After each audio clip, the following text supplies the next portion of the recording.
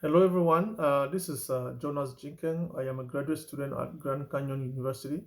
And today I'll be talking about a hack, the hacking exercise which I performed using my Kali Linux machine, and I was able to hack my Kyoctrix 2 machine. So I did this first of all using the Nikto scanner. I equally use the OAuth Zap scanner and the Nexus scans. So in order to perform this attack, I installed these three different vulnerability scanning machine. They have different functionalities. And the first one I did was the Nikto scan. So I am going to show you. So the Nikto scan. So here, the first of my screenshot here is to show that the Nmap I queried my Kyoctrix 2 machine and had their IP address. The IP address is here, and I use the IP address to then I installed Nikto on my Kali machine, and I used that Nikto to hack on my Kyoctrix 2 machine. So this is it, and I was able to get vulnerabilities. I equally did an install of the OAuth Zap vulnerability scanner, and after that, I used it to launch attacks on my Kyoctrix 2 machine, as well as using the Nexus. I equally installed the Nexus and did a hack, and of course got vulnerabilities within the system. You can see right here on this screenshot. I was able to conduct this attack and had these vulnerabilities. So based on these vulnerabilities, I'm going to talk about the flaw hypothesis method, and I'll provide a hypothesis based on the findings which I got. So the first thing is that when I did the hack, the first attack which I got was a cross-site scripting attack, and the cross-site scripting attack is as a result of improper input validation. So the flaw, this flaw allowed attackers to inject a code. This flaw can allow attackers to inject codes within the system, and it can lead the flaws will lead to system leaks and information modification. The next thing is that it can equally human errors within the development environment, like developers can equally commit errors that will cause this type of attack. When developers commit errors within code development and introduce vulnerabilities in the system inadvertently. So lack of security awareness can equally produce this type of attack. So to test the hypothesis of this flaw, one could conduct a comprehensive analysis of the various web applications and assess their input validations and output and coding practices, and identify the prevalence of this cross-site scripting vulnerability. Additionally, surveying developers and organizations about their security processes and awareness of cross-site scripting issues can provide valuable insight into reasons behind the persistence of this vulnerability.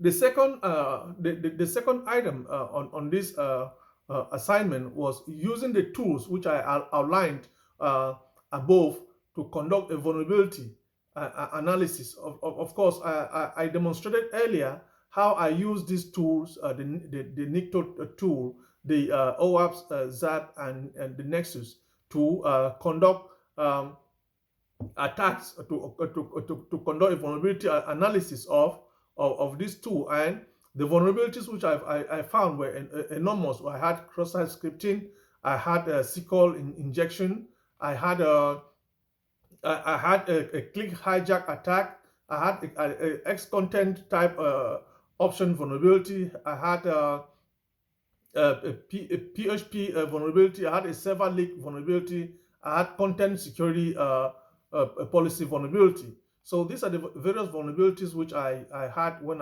when I conducted this attack.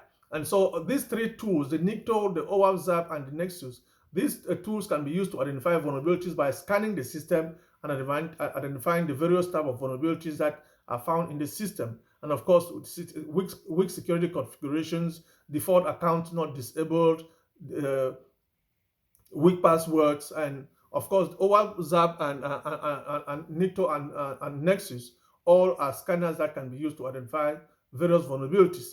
While the Nikto and Nexus are used for database and known vulnerabilities, OWASP ZAP is used for a database of weak configuration settings to get weak configuration settings.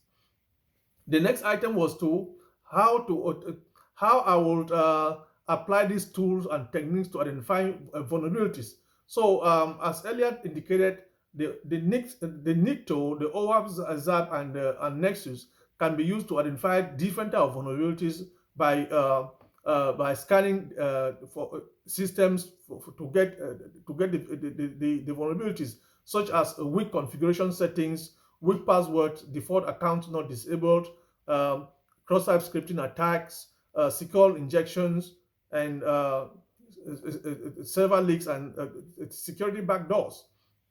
Nikto, of course, is a web server scanner that helps organizations to identify different vulnerabilities in the web server and web applications.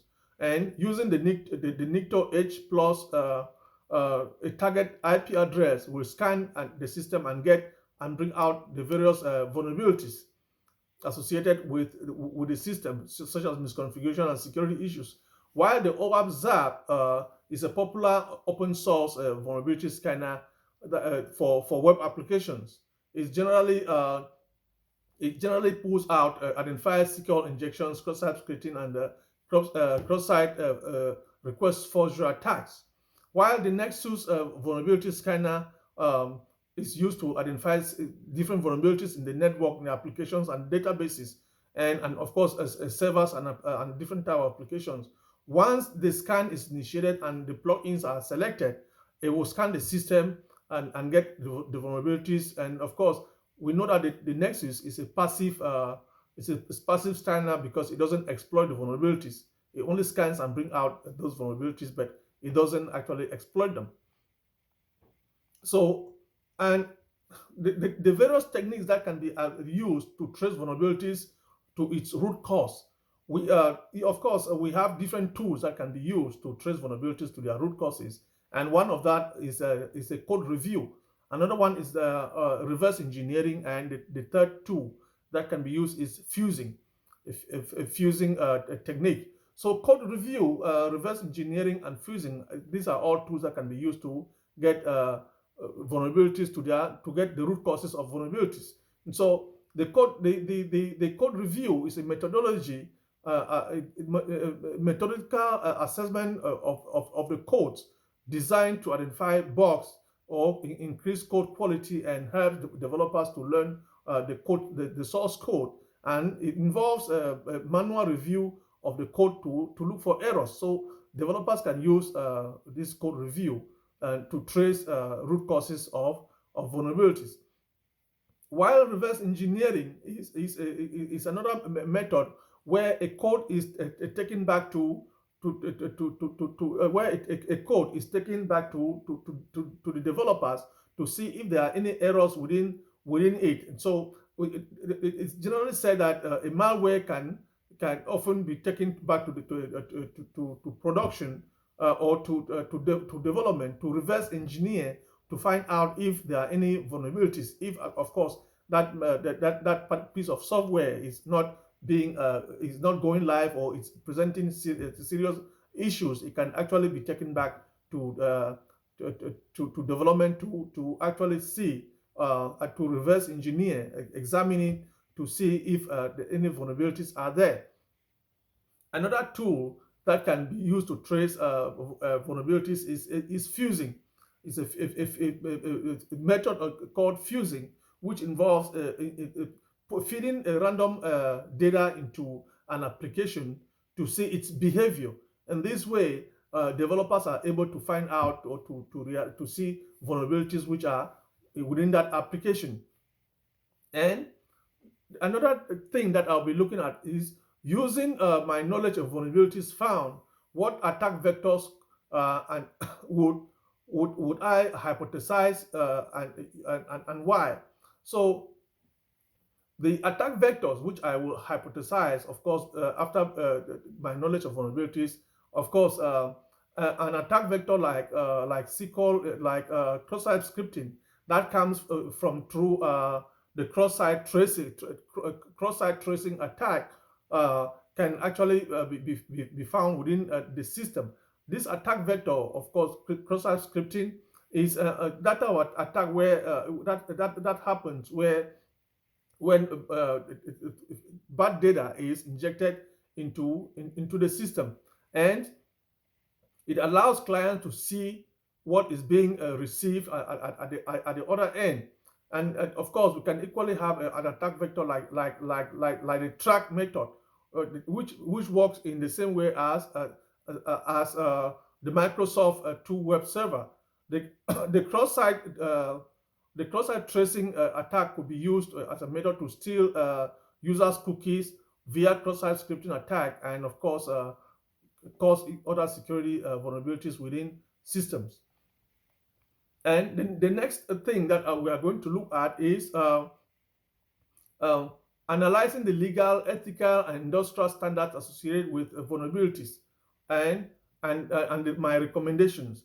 The legal, of course, the legal standpoint from associated with disclosure of vulnerabilities is looking at the various lawsuits that can come as a result of a system being hacked, or when vulnerabilities are disclosed. What will the organization face? For example, if a vulnerability allows an attacker to access a private health information, this might lead to a lawsuit.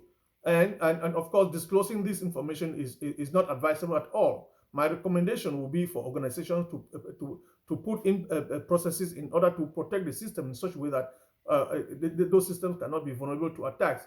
The ethical implication, of course, will be the good mind, the good, the either doing good or bad. Is it ethical to publish this information out there?